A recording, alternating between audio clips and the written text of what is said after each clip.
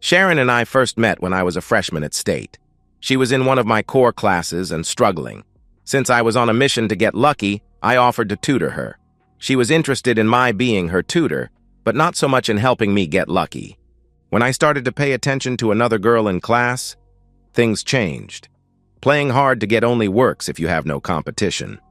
Although things changed overnight, it was still in a tempered sort of way.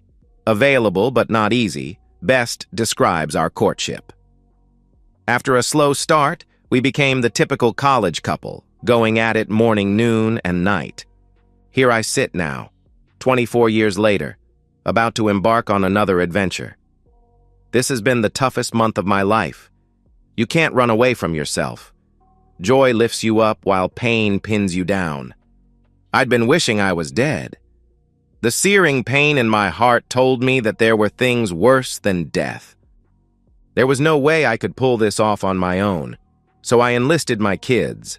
They're all young adults now. I have 2 sons, Nathan and Matt, and Lynette is my eldest and only daughter. As much as they wanted to go to college out of state, when faced with the projected student debt, all chose to attend in-state universities. All 3 participated in multiple sports in high school, but only Matt dabbled once he entered college. Riding the bench his entire freshman year put an end to his athletic dreams. He was big, but not big enough to start as a collegiate offensive lineman. Lynette finished her degree last spring and has a decent entry-level job in town. She lives with a couple of young ladies. Matt is on track to graduate next spring and still lives at home. He's been with the same young lady since his freshman year. Nathan, well, how can I put this nicely, is on track to finish in maybe 6 years. He was a bit straight-laced and shy in high school. The college opened his eyes. Those eyes seemed to be unable to focus on his studies. After his siblings had a little sit-down with him, he seems to have changed his focus. He lives off campus, with an ever-changing cast of characters. Holding your children while they cry is something you expect to do when they're young. It rips your heart out when you're doing that with your adult children. After sharing the investigator's report with each, my job was to be their rock. It was as if a switch had been flipped. I had to be strong for my kids. I turned to stone. It's hard to explain it, but just like that, I was void of emotion. Nothing mattered to me. My kids and I were a team, and all of us had each other's backs. This weekend's party was the chosen ambush site. I arrived home late, on purpose. Sharon greeted me with, "I don't know what your problem is. You've hardly spoken a word to me in a month. Get your head out of your back. We have a backyard full of people. Try to be pleasant." I ignored her. Looking at the gathered crowd, I saw that people were enjoying themselves, including the few that I wanted to present. We have a mid-sized pool buried in our backyard. The lawn chairs were placed far enough from the edge to avoid the splashes from the kids enjoying themselves. As I was making the rounds, introduced myself where needed. I made a point to track down Beth. She remarried about 6 months ago. I was out of town at the time and missed the ceremony. Sharon has worked with Beth for at least 5 years. "Beth, good to see you again. This must be your husband?" "Yes," as she turned to face her man. "Hank, this is Chris. I work with his wife, Sharon." "Nice to meet you, Chris," was met with silence from me. Our handshake was unremarkable, and Hank seemed distracted. I settled into my place of honor. Sharon put a chivas on the rocks next to me, saying nothing. That tiny little attitude. That one. The caterer was busy putting the tins of Mexican food out. The free bar was swamped. After making small talk, Sharon's dad chimed in, "Chris, are you going to sing some songs before dinner?" I played in a band in my youth. Thinking that the only thing you really needed to succeed was a good band name, we kept changing names every month or two. Our gigs were in dives, and it was more like orchestrated drug dealing and cheating. We played our last gig as the Winking Pumpkins. Our real problem was loft. Lack of flipping talent. I looked like a cat making bread as I claw at my guitar.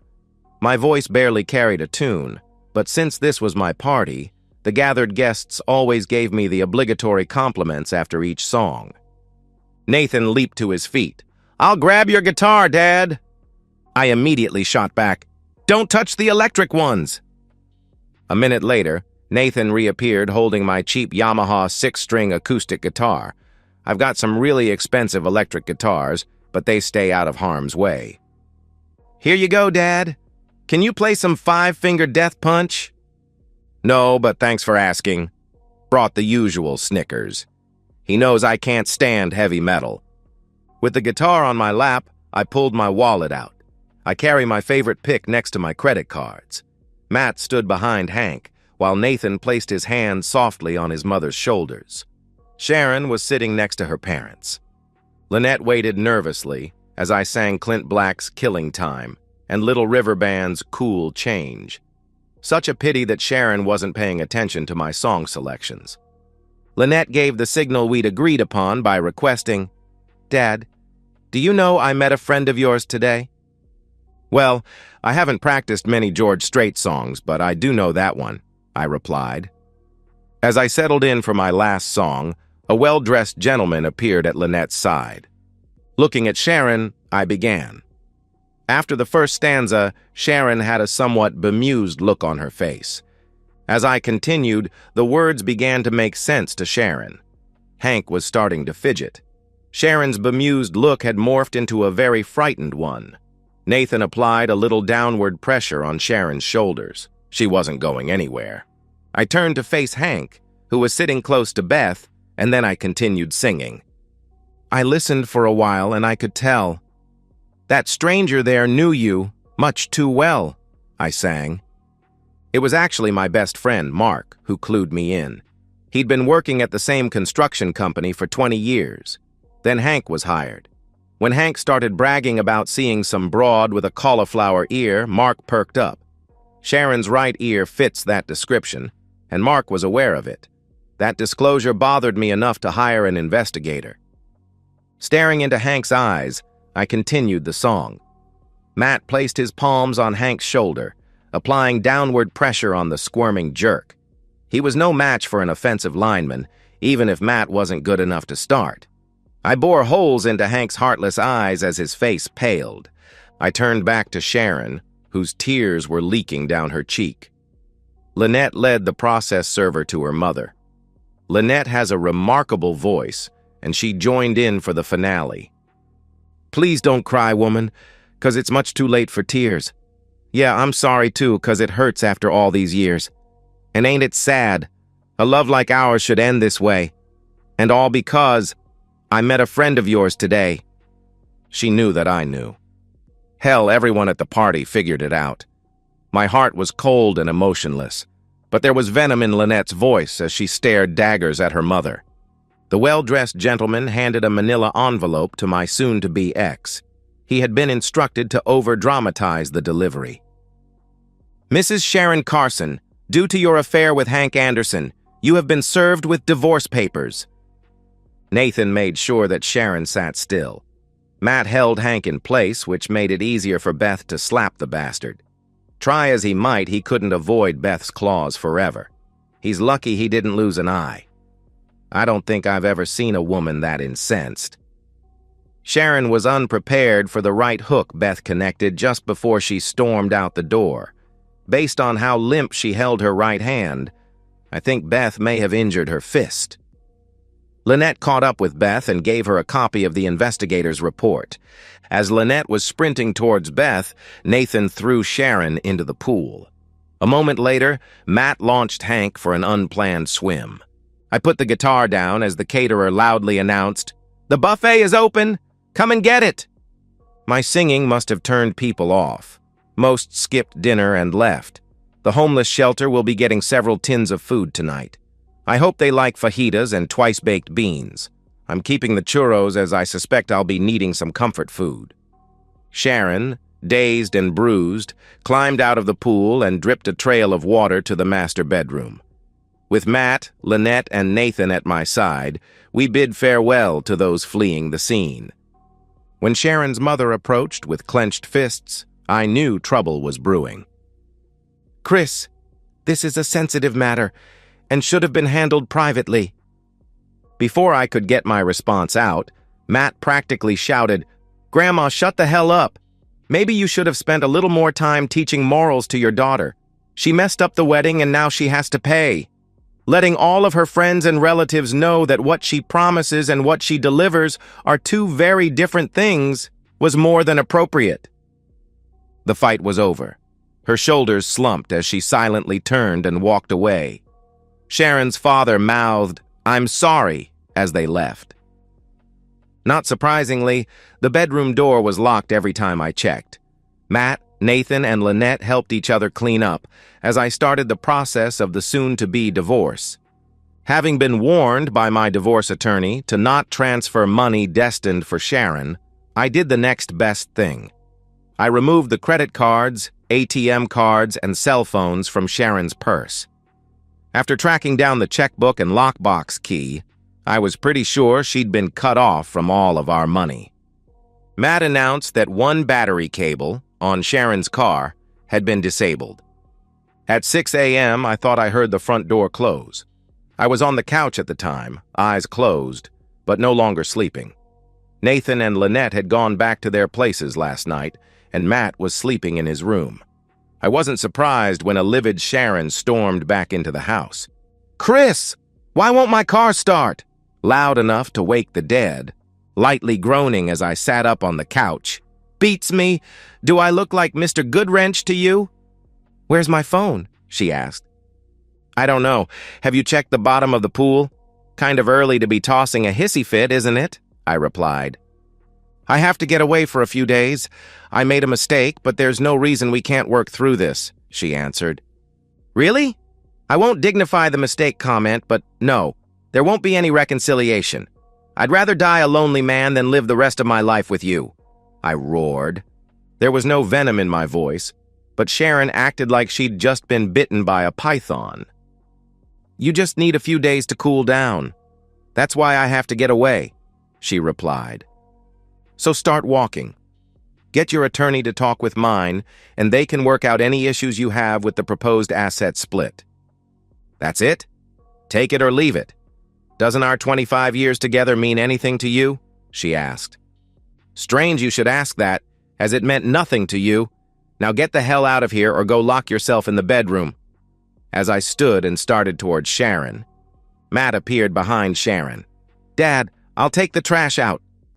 Sharon was no match for Matt, who hoisted her onto his shoulders.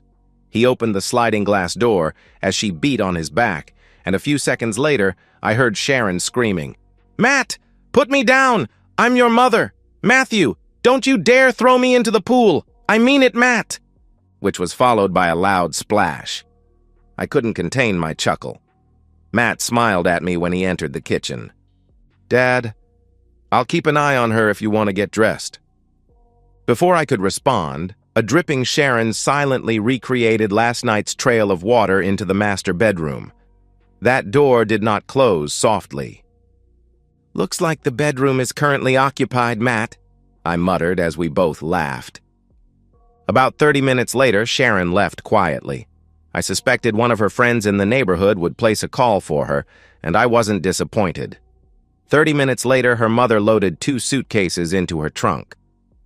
Monday didn't work out very well for Sharon. She was transferred to a division 500 miles away. Take it or quit. She has a week to decide. It was Beth who spearheaded the change and also let me know about it. On Tuesday, after Sharon's attorney contacted mine, I was directed to get Sharon's car working and find or replace her phone. A half hour later, she was back in business. They didn't tell me I had to tell her that the problems were solved, so I didn't. That got me an admonishment from my lawyer the next day. Thursday evening, my kitchen was full. Matt and his girlfriend Lynette and her girlfriends, Nathan, and a few of his friends, both male and female. We were waiting for Sharon's arrival. She had called Wednesday night with way too late. "Can we talk?" I was tipping a tall neck while Nathan and his friends were passing a joint around. It's legal in our state. I don't partake, nor do I think my kids should. I had other battles to fight, so I said nothing. At least Matt and Lynette weren't participating. Sharon let herself in. She had gone out of her way to look pretty. Wearing a distraught look, she approached me. "I was hoping we could talk in private," she announced. Lynette jumped up. "Nonsense, Mom. We wanted you to meet some of the ladies we're trying to hook Dad up with." Gina, one of Lynette's girlfriends, added, "Yeah, Mrs. Carson, what kinds of things does Chris like in the bedroom? Some inside information could really improve my chances." Sharon raised her voice. "There's not going to be any hooking up while I'm still around." Matt stood up. Problem solved, as he grabbed Sharon's arm. "No, Matt, please let me go," as Matt wrapped Sharon's kicking and pleading body around his neck. Sharon's 120 small frame was no match for Matt's weight room torso. Nathan slid the patio screen open. "Put me down now! Matthew James Carson, I'm not kidding! This is an expensive outfit, not the pool!" was followed by a loud splash. High-fiving Nathan as he came back in, Matt slid the sliding glass door closed and locked it. The creature from the backyard lagoon banged on the glass, screaming. She left through the side gate. Lynette met her out front, handing her the purse and phone she arrived with, but no towel. We heard a car horn blaring for 10 minutes before some red and blue lights lit up the evening sky. The car horn stopped, and a few minutes later I got a text from Sharon. "Can we meet at Denny's?"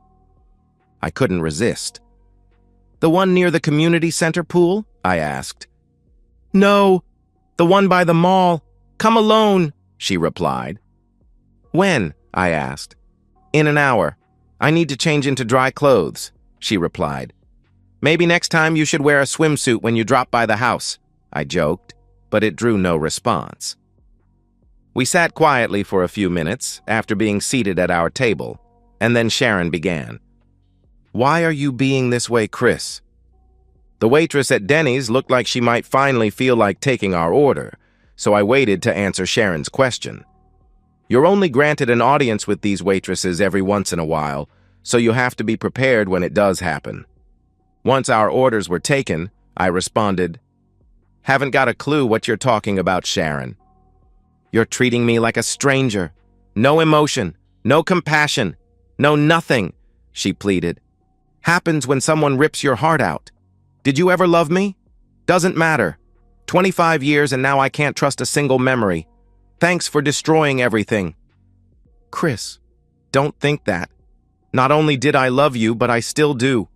I made a horrible—" I cut her off. "Save it!" "No. It was over.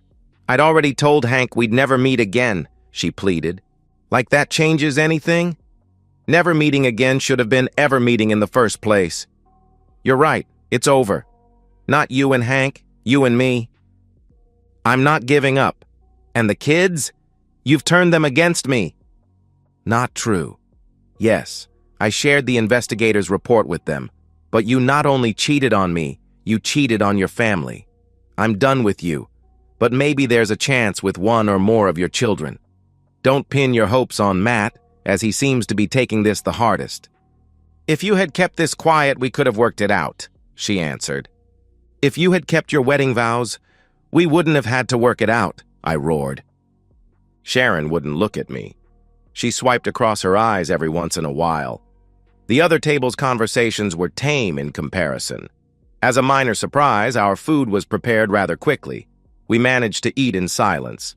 Sharon meekly asked, "Can I move back home? Mom wants me to leave."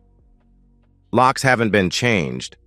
I don't plan on moving out of the master bedroom, and you're not welcome there. You'll have to convince one of the kids to let you use their old bedroom or sleep on the couch." "Thank you. I'm sorry. I really am," she apologized meekly. "Good for you. Leave. I'll pick up the check," I replied. "I don't know how you can be so emotionless. This is ripping me apart. Now you know how I felt when I discovered. I hope it hurts. I really do. Go, get lost," I roared. Sharon managed to choke out one more tearful, "I'm sorry," as she turned and left. I should be devastated, but I'm as calm as can be. The emotional shock had become my frontline defense. I am numb to my surroundings, just going through the motions. What happens when you wake up and that defense has deserted you? I dread the day Nathan relented and Sharon moved into his bedroom. We tiptoed around each other through the weekend. On Monday morning, Matt stuck his head into my room. It was as my 6 a.m. alarm clock chimed. "Hey, Dad, I've got an early test, so I'm out of here. Love you." "Drive safely. Love you too," I replied. I was still numb. Sitting up, I swung my legs over the edge, planting my feet on the cold floor.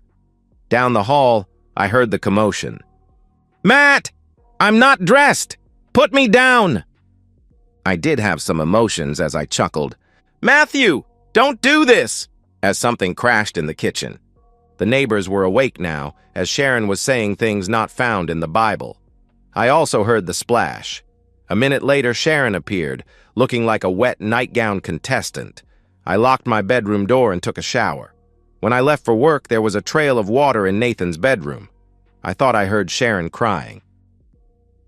On Tuesday night, Sharon announced that she had resigned but had a very good job offer from another firm. I listened, but said nothing. Wednesday morning, there was a repeat of the commotion down the hall. "Matthew, please! This is my first day on this job. I have to make a good impression. Put me down." It would make me blush to repeat some of the things that Sharon said, and she used to kiss me with that mouth. I left for work before Sharon. When I returned home, Sharon's things were gone. The short note on the bed read, "I can't live my life this way. Please tell Matt that I'm sorry and still love each and every one of you. Can't you find it in your heart to work this out?" I left the note on the kitchen counter, but I don't know if Matt ever read it. From the perspective of Sharon. My name is Sharon Carson. I'm living a nightmare, brought on by myself. At the wedding of my best office friend, I got drunk. Not falling down drunk, but stupid drunk. My husband, Chris, was away at the time, so I'd gone by myself. At the reception, most of the nearby bathrooms were occupied, so I found one in a remote part of the building. I failed to lock the door, and when Hank Anderson, the groom, entered, things got out of control quickly. With tickling, touching, and kissing, I found myself allowing Hank to do things that were reserved for Chris. When I came to my senses, I excused myself with some lame lie and went home. It was such a beautiful experience that I couldn't let it go. I didn't say anything to anyone. I tried to treat Chris the same, but it was Hank I was wanting. This was so stupid. It was just intimacy. Intimacy that should have never happened, but then it happened again. I don't know how, but Hank learned that Chris was out of town again. Hank sent flowers with a time and address to meet him. I told myself no, but ignored that warning and met Hank again. It wasn't nearly as good as the first time. We hooked up one more time, but my guilty conscience made it the worst love of my life. I told Hank that we weren't going to ever meet again. Then the summer party, where my world came crashing down. After treating me rudely for a few weeks, Chris had me served with divorce papers in front of friends and family. I basically lost my job the following Monday, as there was no way I was relocating. My children were hurt and upset with me. Chris was emotionless. This was killing me, and he was treating me like an unwelcome telemarketer call. My middle child, Matthew, was relentless. Every time he could, he would throw me into our backyard pool. With a new job and having to earn a living now, I was forced to find a place of my own. My parents let me stay with them for a few days, but my dad is an old-fashioned kind of guy and threw me out. Now I'm forced to learn a new job, deal with finances, and resolve legal matters with no support. I used to tell my kids that I expected them to come up with solutions if they were responsible for the problems. I'm forced to heed my own advice now. I don't like it, not one little bit. I want my family back. Switching back to the perspective of Chris. Lynette is up to something. She says that she purchased a 90-minute massage for me. How it was presented has made me suspicious. The masseuse is coming to my home, and Matt let me know he wouldn't be back tonight. My emotions are mostly on ice, although I am warming up to humor. I should be officially divorced sometime next month. Sharon has tried to get me to consider reconciliation, but even with counseling, I'm not interested. There is real pain in her eyes, but it has yet to affect me. The doorbell rang at 8 p.m. A woman who couldn't have been much older than Lynette was standing on my porch. She had a large black zippered sack, so I deduced her to be the masseuse. Wearing sweats, with her hair pulled back into a ponytail, she seemed upbeat. Physically, she was about 5'5" with a bit of a pear shape.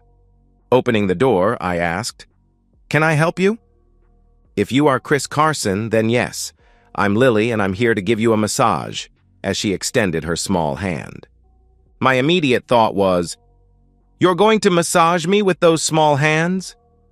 I'd later regret that thought. After stripping down to my clothes, I climbed onto the massage table face down. "Don't be so shy, Chris. I'll put a towel over your pretty little bum, but I don't want to do battle with these boxers." The next thing I felt was my boxes sliding off and a towel being loosely draped across my back. When Lily felt a knot, I paid the price. Those little hands knew how to inflict pain, and as I was about to find out, pleasure. Dripping some warm oil along my hamstrings, her hands were soon brushing against my body. I realized the towel had disappeared. I won't go into much detail due to some part of the policy here, but you get the idea where this is going. The massage was very pleasurable, and Lily knew how to tease as she did it. Using several hot towels, Lily cleaned the oil off our bodies. Then we snuggled. Then we made love. By the time it was over, it was past midnight. Handing me a scrap of paper with a handwritten note, "As I said, I'm not really a masseuse, but I really enjoyed myself this evening. That's my phone number. Call me if you want to do this again. I'm single. Lynette told me that you could use a little pick-me-up. I really did enjoy myself and hope you did too." As Lily was packing the massage table, I called her number. She giggled when she saw it was me. "This is Lily." "This is Chris. When can you come over again?" I asked. "How about 2 weeks from tonight?" she answered. "Can't wait." Lily gave me a hug and a warm, wet kiss as she left. 2 weeks was a very long time to wait. Lily isn't interested in anything other than a sexual relationship, so we've been getting together about twice a month. When I suggested paying her for the massage, Lily forcefully told me that the only thing she would ever accept was my respect. That she has. Lily won't spend the night, and I'm starting to miss those morning and spontaneous romps. However, why get involved if you can find sexual relief with a friend with benefits, especially one who likes to give massages? My divorce crawled to a successful conclusion. I'm still afraid of starting a relationship with a woman, but am slowly coming out of my shell. I'm going to make it through this. Lynette and Sharon are on speaking terms. Matt can't be trusted around Sharon. Nathan is going to need at least another year to finish his degree. You can't live their lives for them. Sharon and I have had coffee a few times, but I make it very clear to her that I've moved on. I guess until I remarry, she'll probably keep apologizing. Hank, now divorced, had some nasty encounters with nail guns. Getting his feet nailed to the floor has left him with a noticeable limp. Hard to trace those 16D framing nails. He eventually got the hint and moved. And that's the end of today's story. If you enjoyed it, please give this video a thumbs up and drop a comment below. Your support helps the algorithm push my content further. If you're new to the channel, don't forget to hit that subscribe button. It really helps me keep creating more stories for you. Thanks for watching, and I'll see you in the next one.